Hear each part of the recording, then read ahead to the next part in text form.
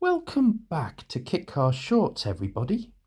Today we're diving into a truly unique piece of automotive history, the Interstyle Hustler, a car that started as a simple modular concept and turned into a phenomenon, breaking all the rules of traditional car design.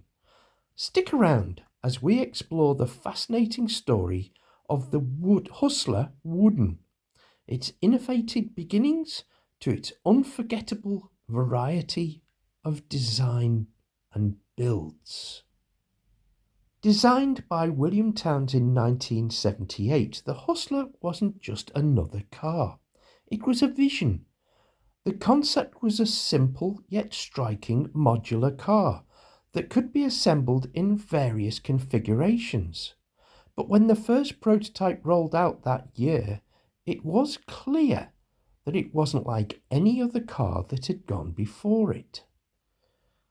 The initial Hustler was built around two mini subframes, connected by an upper and lower frame, with a GRP and wooden composite floor pan.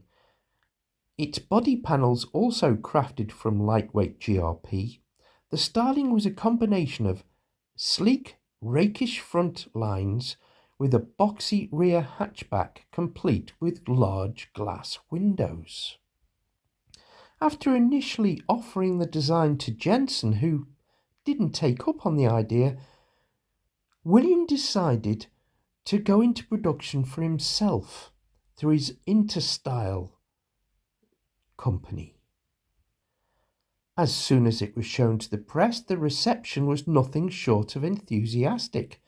People were captivated by its bold design and innovative use of materials, and the reaction wasn't just from journalists. He started getting requests to build replicas.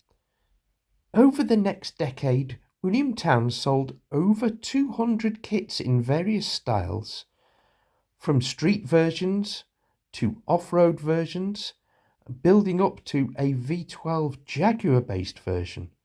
But the Hustler wasn't just about looks, it was about versatility.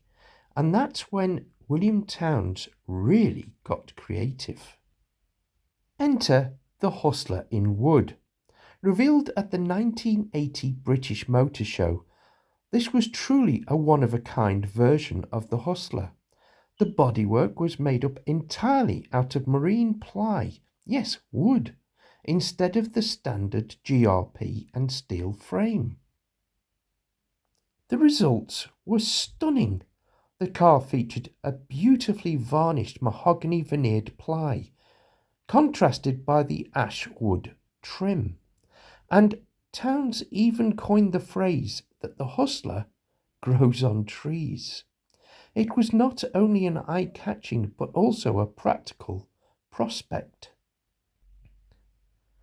Thanks to this innovation, Interstyle would reduce costs by shipping only the necessary materials, leaving the customer to source the wood and finish it themselves, although it was offered in a pack from the company. This also made the car cheaper to repair, with minor dings and scratches resulting in a trip down to your local wood supplier. From this moment on, the Hustler continued to evolve, with numerous variations in both style and mechanical setups.